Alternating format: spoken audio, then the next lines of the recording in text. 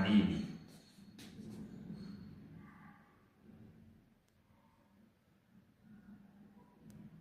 Tafsiri ya pili, integrity, uadilifu.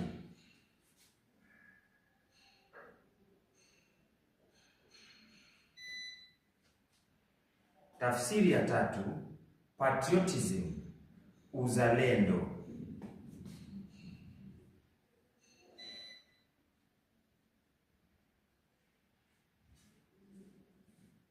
Tafsiri ya nne, unity, umoja.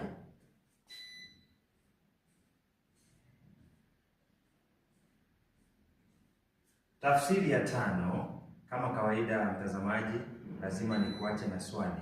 Kwa hivyo responsibility katika lugha ya Kiswahili, nataka uniambie pale kwenye comment section.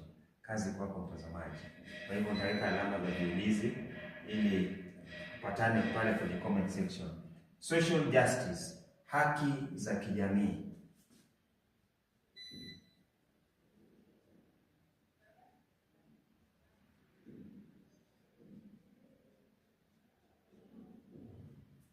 Peace, amani.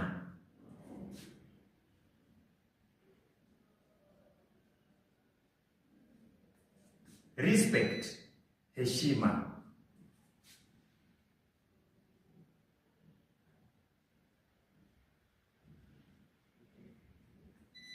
Love, upendo.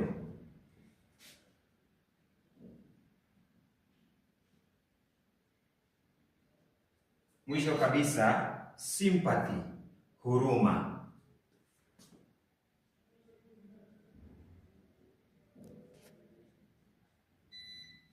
Asanteni sana.